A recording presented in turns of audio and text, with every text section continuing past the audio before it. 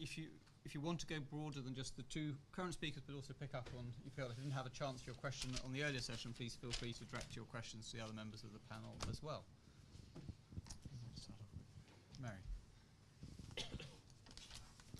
Microphone's gone. Again, if you just identify yourself, partly for people who are listening online, that would be very helpful. Okay, thank you. Marianne Addo from Ghana, Ministry of Finance and Economic Planning. I want to thank all four speakers. I'll come back to the earlier one. But I found the presentation by the EU, okay, you're no longer DEFCO, maybe, I'm not sure. But I found it very interesting. I think you are DEFCO, okay, but something else, no problem. Yes, I was very happy to hear that the EU is not about to stop aid to mix. Ghana is a make, lower make. I always underscore the lower, okay? But I find it interesting that you are thinking of doing some sort of a blend facility, turning the EDF into, part of the EDF into a loan. The attraction for ACP states of the EDF is precisely because of the grant. The minute you turn it into a loan, it brings up other parameters. Now, whichever country you're giving the loan to is going to have to look at its debt sustainability strategy and all that. So it has implications for how much they are willing to access in order to continue balancing the macro framework. So it's interesting to hear that you are having discussions. My suggestion would be that before it becomes a green paper and then, you know, partner countries are invited to discuss it, there should be already a discussion with whichever countries you are about to target before the green paper comes out. And I'm talking from my experience from the previous green paper on EU development policy. Then again, I think it's an assumption that once it's a loan, there'll be ownership. And you see, the reality at the country level is that no matter what you do to take ownership, sometimes the donors just hold on. And I've often talked about the fact that, okay, a donor will tell me, oh, but you're in the driving seat. And I say, yeah, you are towing the car. Okay? It's, you know, yeah, we can laugh about that, but it is a reality. Okay? So we shouldn't make any false assumptions that there would, you know, there's going to be any change. There are 214 projects financed by loans and grants in Ghana. And sometimes, you know, a donor can say, yeah, you don't even have good absorptive capacity. But even sometimes the parameters, the regulations before you can even disburse some of these funds are very difficult. And I recall a discussion once with a minister where we showed him, you know, all the loans and the grants that we've got from the donors, etc. And he's excited because we're about to do the national budget. This is about 3 years ago. And so he's saying, oh, wonderful, I have X amount in agriculture, I have so much in this is great. So then if we take the national budget, we can just sort of complement it. And then we say, well, it's not that easy. The money is not sitting anyway in your country. It's sitting out in the donor country. You know, so there are many issues around this sort of thing. The last thing, the last thing. I've always had a problem also with the tax exemption regime. It takes a lot of funds out of us. Every donor wants to have some tax exemption. Okay, the EU is no exception. I don't have too much of a problem. Well, let me say 50% of a problem with the EU because everything that comes in from with EDF is tax exempt. When you start quantifying it and seeing how much you're taking out of a national budget, and when you think about how you're trying to, you know, domestically get better, more resources, it's a very difficult discussion. It's very difficult to see why you should be doing this sort of thing, and even more so with a loan. I'm going to repay the loan back, no matter whether it's the most concessional loan you can give me. You're still taking some tax exemption, and it does get pretty high. So there are all sorts of issues about this loan matter, and I would really plead that you think of it again. Otherwise, maybe we should renegotiate some aspects of the Cotonou Agreement, even though the time frame is not yet up, to look again at this tax exemption regime, which I think is very, very important. And then finally, I thought that one aspect, I thought that one aspect of the EU policy was also, in terms of giving funds, was also to deal with migration. Turning some of the funds into a loan, well, how are you going to continue dealing with migration? How's that going to be the justification? Okay, I'll rest my case. Sorry for taking so much. Some very good questions. Okay, any other questions from people on stage? That way. Hello, Aichiro Yamamoto. I have a question to our colleague from South Sudan. I often hear about the New Deal, which I think is the niche of a New Deal is all about budgetizing aid to the ownership for the countries in need. I think that, in most post-conflict situations, what people really need is a tangible and visible result of peace, which is peace dividend, or so, if you will. So it is all about the real needs, for more access to education, better access to education, sanitation, rural infrastructure, jobs and education, so on. So I want to know, can you make sure that with the money put into a budget, that this money be realized in a more quick and effective way to realize what the people on the ground needing. Thank you. Brenda, and then John, and then Simon.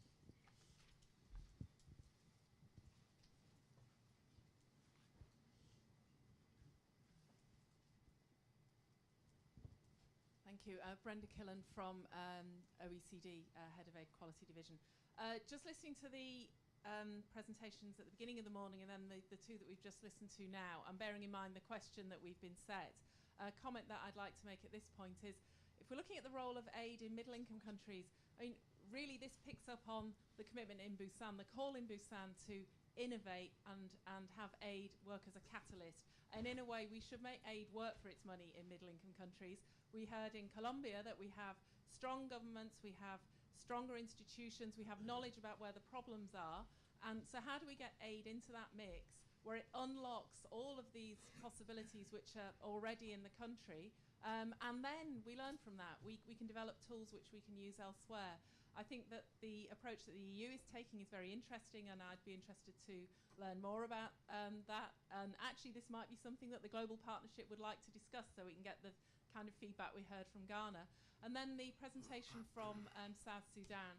Here we've had countries who are standing up and saying, we have problems, we're fragile, we're looking for support.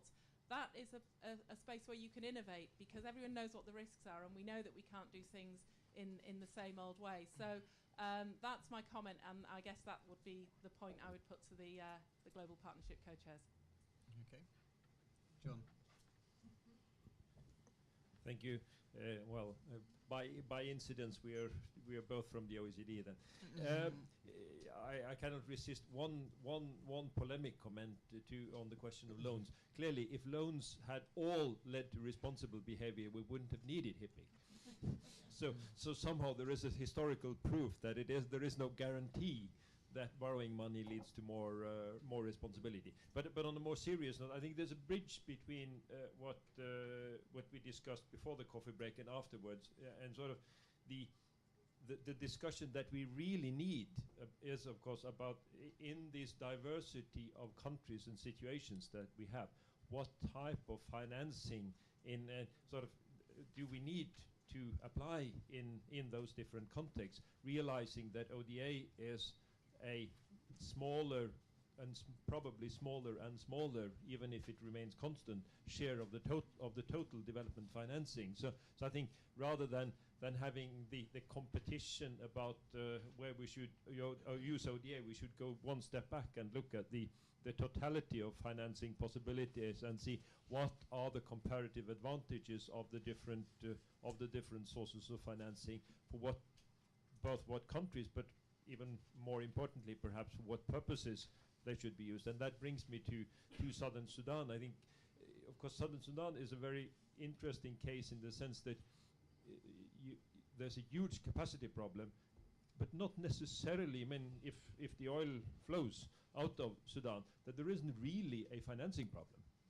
there's an enormous capacity problem, but not really a big financing problem, because you've got a natural resource rent that can finance a lot of the development. So the challenges there, which you would find in many resource-rich countries, is of course how do you then use development cooperation to tackle the capacity constraints while a lot of the financing comes from the natural resources. Okay. Simon. Simon Maxwell, ODI. That's a very interesting point John just made, actually, which rehabilitates technical assistance. I think we're going to have aid which looks a bit like aid of the 1960s again in the future. But I wanted to say to Klaus, you said twice that we are not cutting off aid to middle-income countries. But as I understand it, the proposed regulations for the Development Cooperation Instrument do eliminate bilateral aid on a grant basis to, is it 18 countries? And they will be upper middle, but they will be eligible for aid from the thematic programs within the DCI, and you have not yet applied that rule to the EDF, although it's kind of in the pipeline at some point. So I suppose the bottom line question is, what if, and you haven't yet published the formula you're going to use, but it surely must be the case that there will be quite a lot of countries that will be receiving a lot less money over the next financial perspectives period, and perhaps you could just elaborate that a bit. And Romilly. Thanks, Marcus. Romilly Greenhill from ODI. I wanted to link this discussion a bit to the discussion we had yesterday. At the last session, both Marianne and I talked about the importance of choice and the growth of choice in countries around sources of finance, which links a little bit to John's point. And I just wanted to get a sense from Tisa, how does this work in fragile states? And is it going to be particularly challenging for countries to manage the possible choice they may have around new sources of financing? And then linking back to the global questions we discussed yesterday, we know that there are potential other sources of finance, from social impact investment. We talked about philanthropy and so on. My guess, I don't know, my guess is that more of that money is likely to go into your mix and your stable licks rather than fragiles. So are we potentially looking at a system where we have more bilateral support from the likes of DFID and Nordics and so on to fragile states, and perhaps more of these new flows going to other countries? And if so, what does that mean in terms of how these different people operate? Sorry, it's quite a big question, but I just wanted to link the two discussions. Okay, so one more one more question here. Then I think we'll take a break. We'll have to come back for another round, so excuse me. Yeah. Just quickly, Serena Brown from KPMG. I just want to probe a bit more the question of country ownership for South Sudan, pick up on what Marianne was saying. In an ideal world, if the whole of the development cooperation budget was given to you, what would be the main reallocations that you would do? You said that you would like more focus on big projects. We talked yesterday about China focusing on infrastructure. Is it more for infrastructure, more for technical assistance, more for peace processes, less for basic services, or just generally more focus? And how optimistic are you that in, say 3 to 5 years, actually, because it's a country-led process, that's what it will look like? Okay, we'll take those questions here. I've got a couple of questions coming online. A question coming through Twitter, which will add to the mix, and I'll bring you specific. Just for the moment, just Klaus and agree. Tisa, if you'd like to respond to the questions so far, and in the next round we'll take it wider. Klaus. Okay. Well, thanks for the questions. Obviously, it shows that I have provoked some of the right discussions. First of all, with respect to the points raised by Marianne, it is not the intention to use EDF money to give loans. We will use EDF money to leverage loans. I give you the example of the African Infrastructure Trust Fund, which we have created with EDF money, and where we provide money to financiers, the European Investment Bank, the KfW, AFD, all the other development banks, for be it technical assistance, project preparation, feasibility, interest subsidies, whatever, will get a financier to put money. So there will always be an additionality. The grant money will actually leverage more money. So it's not going to be the EDF money which is going to be diverted into loans. We will not do that. Definitely not. The same is true for the DCI, for the Latin American Investment Facility or the Asian Investment Facility. The grant money is used, the ODA money is used to actually leverage more funds. And as I said earlier, and if you take the African Infrastructure Trust Fund in itself, you can see that we actually managed to leverage about 10 times more money with that mechanism, roughly. It depends on the projects. The African Infrastructure Trust Fund also shows you what we're going to use the money for. Obviously, not for migration. There's no point in putting to give loans unless we talk about very specific things. But when it comes to infrastructure, when it comes, for example, to energy, you might have noticed that the EU is very, very engaged in the UN-led initiative Sustainable Energy for All. We have made this our own priority. Energy is our own new priority. And energy is an area where grant money will not solve the problem. Even Ghana has only 60% of the people connected to energy. We will never have enough billions for Ghana or the other donors to actually give access of everybody to energy. But we know that everybody needs access to energy in order to be able to study at night, in order to refrigerate agricultural production, to run health centers, to run schools. So this is where we need money, but this cannot come from ODA. This is national development, like we in Europe spent the early years of the last century to electrify all of Europe. And this is only one of the challenges that we have to do, but it's one of the challenges where investors will have to put money. Investors from the very local level of a village to big companies. But if we don't leverage investment in that area, we will never get energy to Africa. So just like to give you an example why we think that grant loan blending is the right thing to do. And when it comes to indebtedness, we talk about different types of amounts for the moment. I mean, you're right, Jan, that one has to be careful about that. And I also agree that it's not so simple about ownership. I just said that as a provocation because there is a negotiation process, but there is, in my view, a lot of value in this approach in areas where you can generate some income through the mechanism so that actually you can pay back the loans. There's no point in blending loans and grants in areas where you don't generate income through that mechanism, because then you do create a problem. So I think we should be quite clear on this. I mean, we don't have the time to go into this here into much more detail. I would like to pick up on what Aichiro said about budget support in fragile states, because this is indeed something where we have been pioneers. We are providing, and I think we're probably together to some extent with the World Bank, the only donor providing budget support in fragile states. Not normal budget support, but very targeted budget support with very immediate results. Just to give you an example of actions we've done, we've paid through budget support the salary of police in countries where otherwise the police would not be paid. That's state building. That's very direct use of budget support, and I think it's precisely goes into the direction of what you mentioned as some of the challenges of what to do in fragile states. Then the question of what kind of aid in middle-income countries, which Brendan mentioned. In middle-income countries, we are not going to change fundamentally, because many of the African countries are middle-income countries now, and there's no reason to change fundamentally the way we work.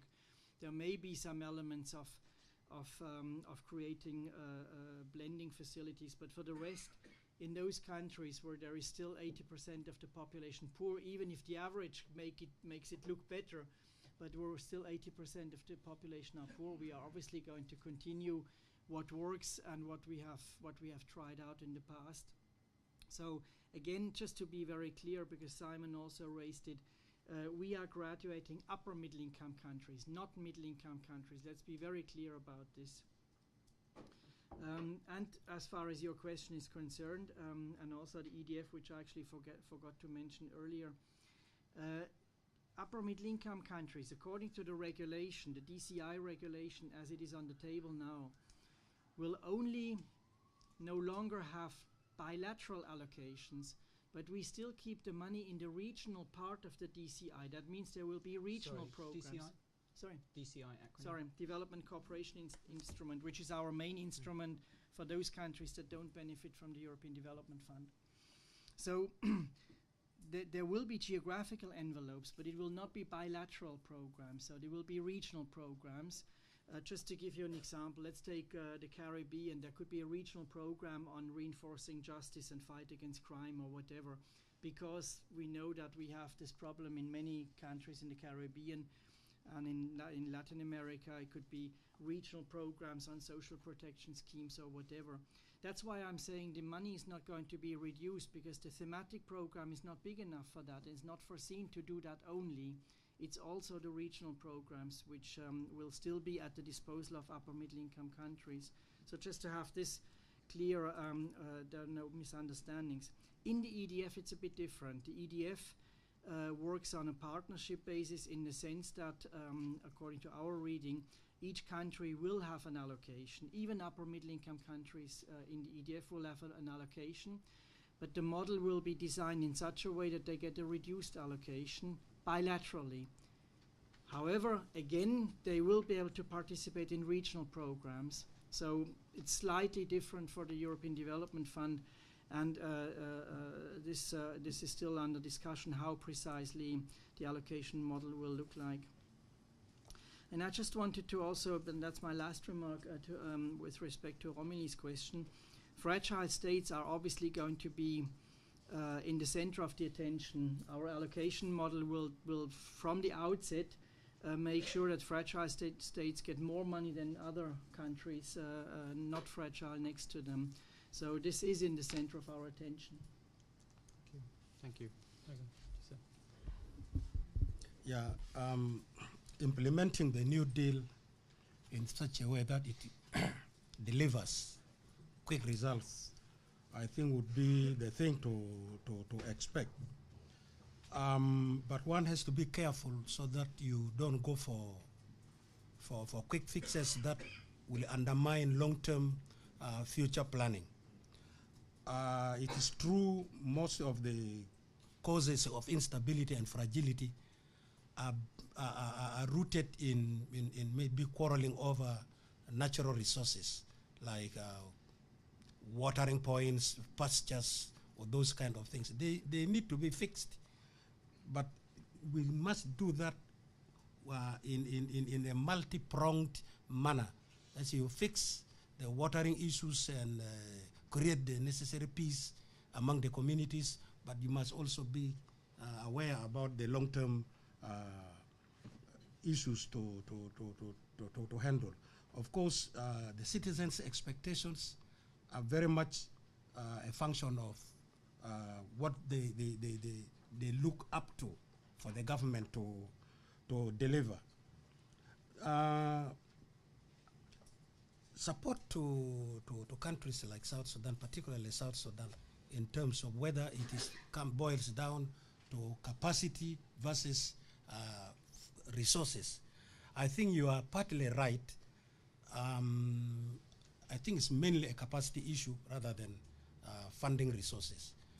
If we look back over the last 7 years, South Sudan has been coming across resources in the order of not less than $2 billion US annually, in addition to something close to 800 million to 1 billion from the donor communities. I think these resources are quite enormous, but the question boils down to capacity issues, so that spending would reflect value. That is an area we're very much aware about it. We need to do something tangible in that score by underscoring creation of enabling environment as well as the required capacity. Romilly's issue relating to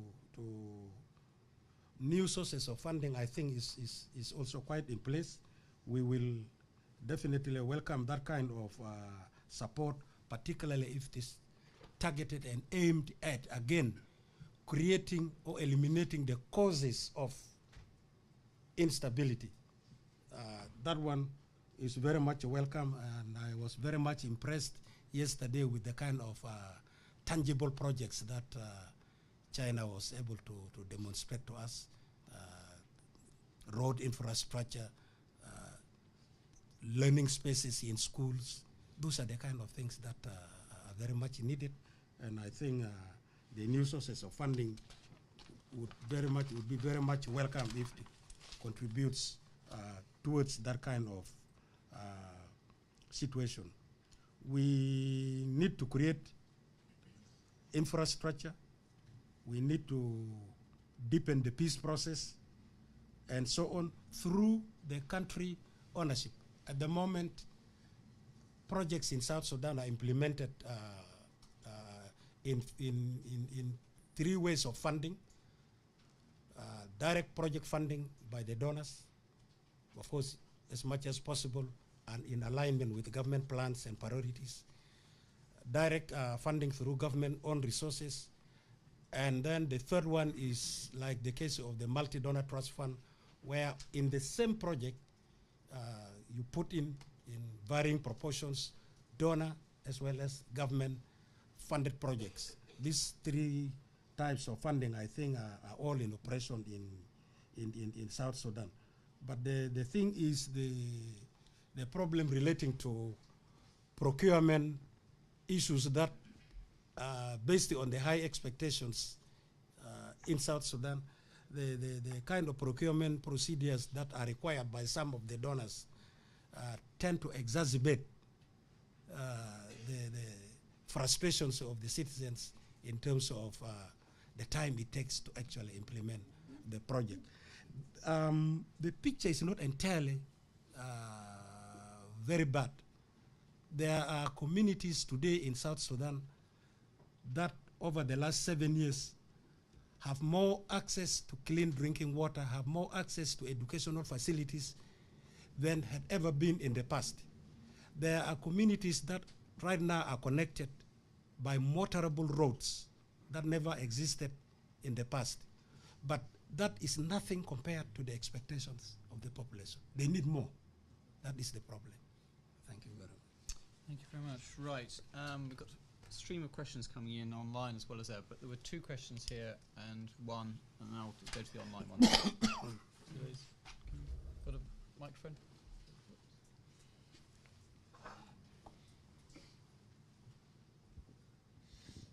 Thank you very much. My name is Yemsra Chasafa. I work for the African Development Bank, but the question I have has nothing to do with the bank.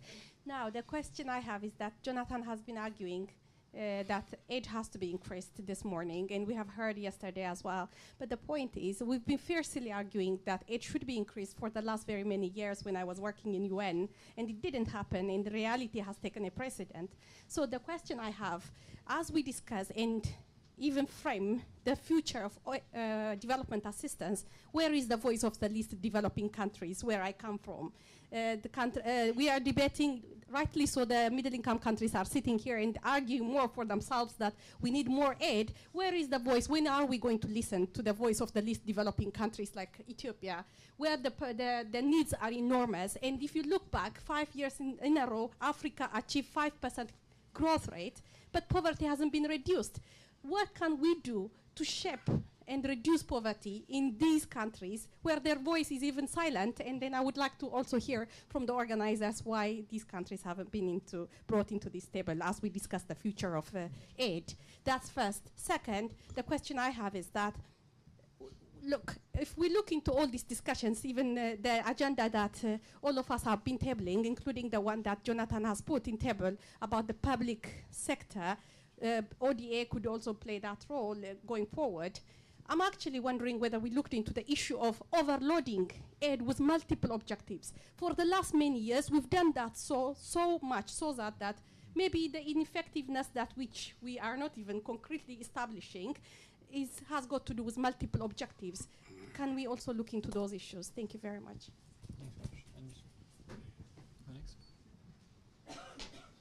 Hi, Hannah Ryder from the Department for International Development. I lead our work on the Global Partnership for Effective Development Cooperation.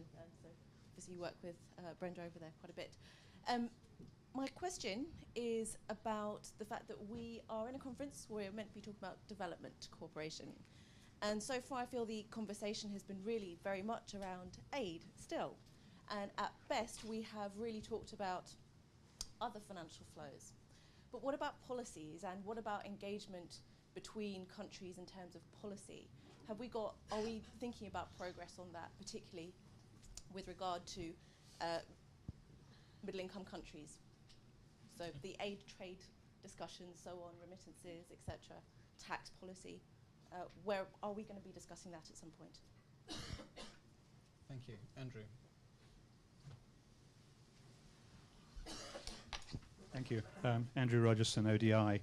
Two comments about earmarking, or the attempt from the source of finance, doesn't matter whether it's aid or something else, to direct the purposes for which it is used. One relates to middle-income countries, and a particular type of middle-income countries, which are those that have a well-organized, self-confident government with strong budget processes, and aid is a small part, Johnny, in the low-income, the low-aid countries. We have to keep in mind that the attempt from outside to influence the state's choices is fraught with problems, and I think that part of a reluctance of India to carry on with the particular aid relationship, state-to-state relationship, is based on that. You have to pass a big sniff test as to whether your ultimate effect of your money going into the top of a very large funnel through federal and state levels is actually going to result in more butter or more guns, and you don't know that. The second thing is on this general idea of, okay, bilateral aid, which is based on country allocations, based on criteria, the ugly words like CPIA that were mentioned earlier, that's all dead. We're not going to cut you off, but we're going to have a more modern relationship, which is to have 1,000 thematic funds on themes like energy, which was mentioned, climate change, health, you name it. Now, there are some problems with this. One is a problem of transparency. The other, because it's going to be very difficult for countries to understand that. And quintessentially, there is a big problem that this is throwing out a sort of competitive process whereby the best geared up countries, in the sense of their administrative capabilities, the consultants that they can get hold of, and their gaming of the system, will get more money, not necessarily those which have the highest needs. And I would caution against, I'm not throwing rocks particularly at the EU here, but caution against this sort of effort to try to disguise a shift to away from perhaps bilateral relationships to countries that are moving up the income scale with a plethora of thematic focused funds that just muddied the landscapes and fundamentally does not necessarily address priorities. Okay, thank you. Thank you. Right, there was one question is coming from Safer World, Agritisa, for you, which is a question about whether you can make a comment on what more is needed to make foreign aid and business engagement in South Sudan take effect, and in particular how the role of China both on oil infrastructure is both helping or hindering some of that process. Another question from Jack Allen in Christian Aid. We've said a lot about donors here. Does anyone want to say anything about the role of international NGOs and civil society?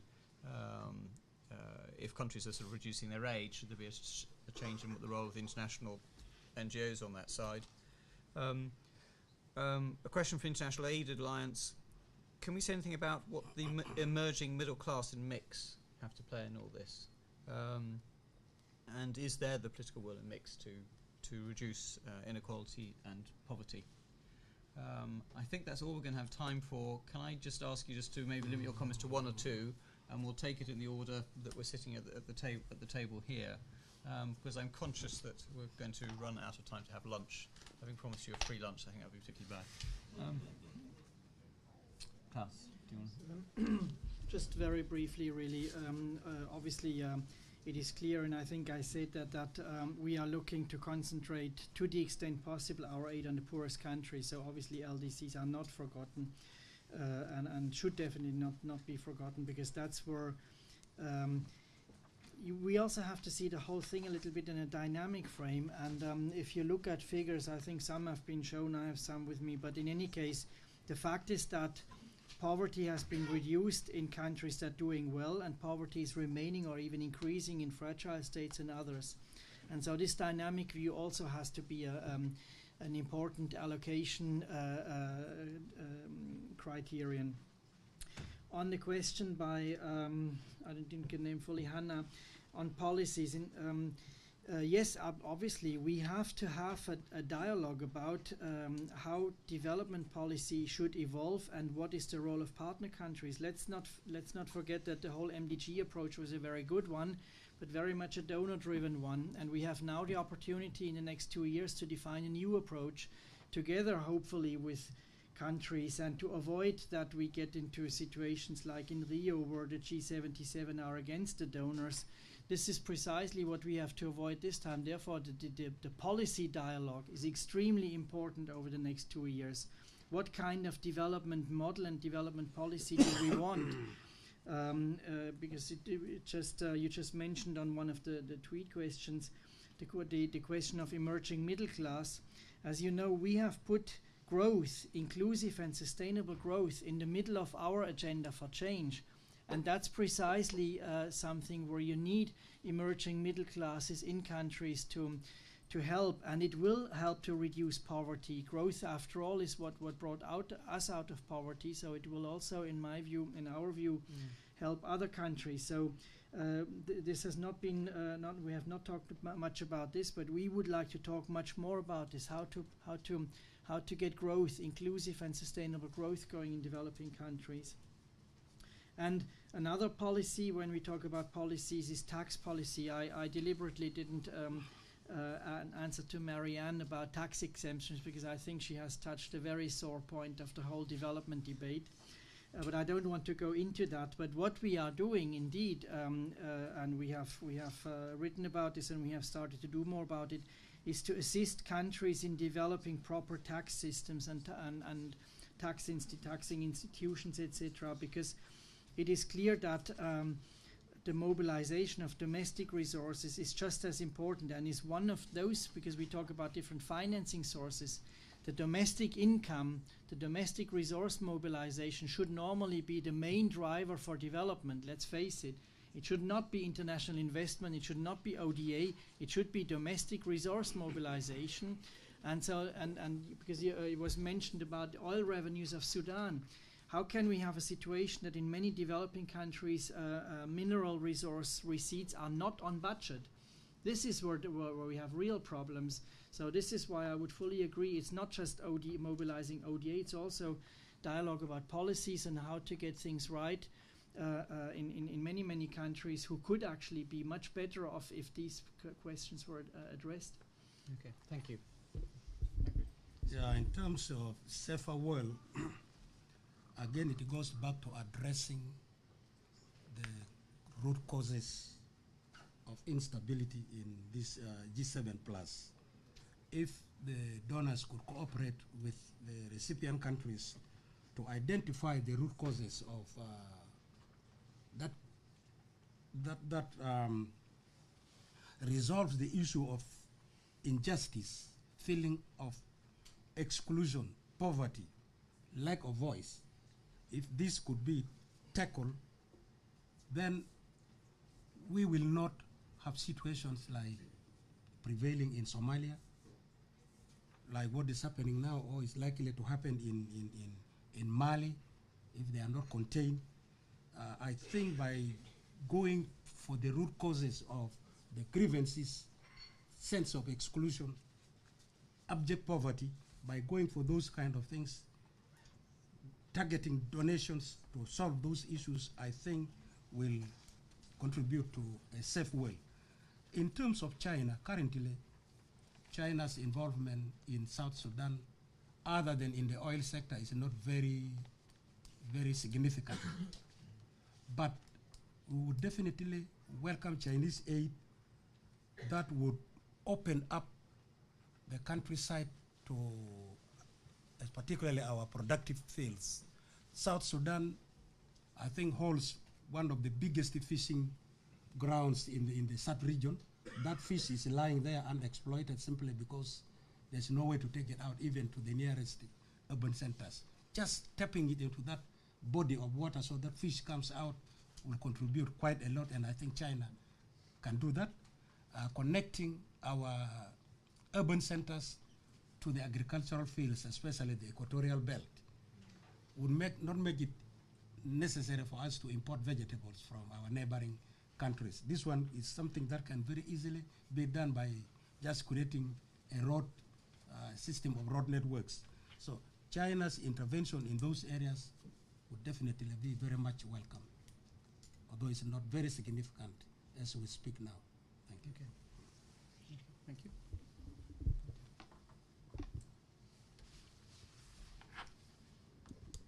Thank you. I only want to mention that here, and this will be related to the question for the global partnership. And I think for, especially for middle-income countries, the problem is not about the volume of flows, and the problem is not about the volume of resources, but the targets towards we're working to, and the joint targets we're working towards to. And these targets and has to be defined and prioritized by the partner country at the national and at the local level in a horizontal dialogue with the development partners in general, not only the traditional donors. So this has to be also part of an integral answer for the global, national, and local sustainable development. It has to be a strategy in middle-income countries, in thematic, in instruments, in terms of actors, in terms of strategies. We want to know how to do it. We already have the problem in the context, but we really want to know how to work with, and especially with the private sector and with the other actors, others than the traditional donors, and in other subjects, not only about the one that, just like the Chinese colleague said yesterday, the West give to in terms of aid, but we also want to know how to make roads, how to build a hospital, how to. We also want to do that in a close partnership with the different actors, development actors.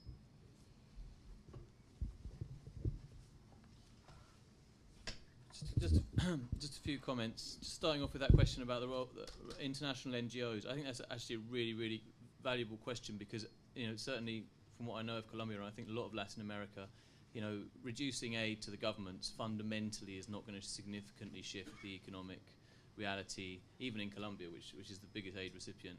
But the international NGOs that are working in Latin America are being really, really hit by a reduction in aid to middle-income countries, and that is, I think, very unfortunate. I actually, by chance, got a phone call early hours this morning from an ex-colleague in Colombia that said that some of the work that we'd been doing when I was over there working for Christian Aid had led to now some communities. It's a very small story in a way. Some communities have now finally got land rights, having been displaced. Colombia, unfortunately, shares the distinction with South Sudan as being the country with the most displaced people in the whole world.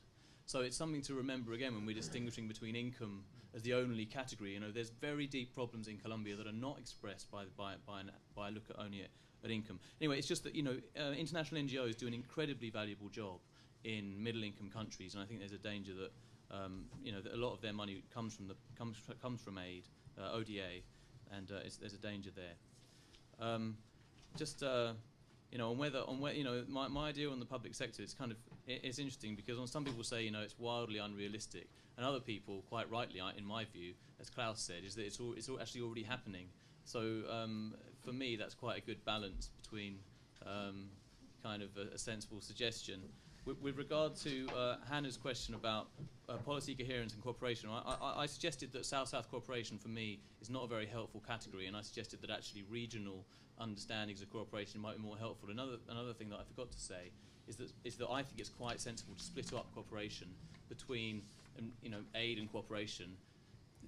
Development cooperation is currently being used deliberately ambiguously, in my view, in a lot of areas, including the Global Partnership for Development Cooperation. I think we should split it up quite clearly into large-scale financial cooperation is one thing, and technical cooperation, policy dialogue, which is very much the basis of most South-South cooperation, is another thing. And then you divide your Chinas, which is large-scale finance, from your Mexicos, which is small-scale, very small-scale finance, but engagement, in technical cooperation. So I would just suggest that as well. And finally, and building on something that John Lemoy said, very, very seldom am I accused of emphasizing the role of aid in development.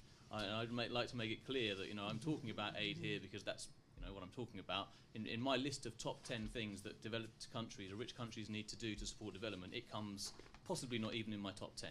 Okay, there's way more things. This links in with Hannah's point. Way more important things the developed countries need to do to support international sustainable development and poverty reduction than increase aid. But that's what we're talking about at the moment. And just to give a plug, and I think Gideon's going to say more about it. In the work we're doing, a big Gates-funded project we're doing about development progress, and an aspect of it is how do you finance progress, and as John put it, the comparative advantage of different financial instruments, one might say the cost effectiveness as well.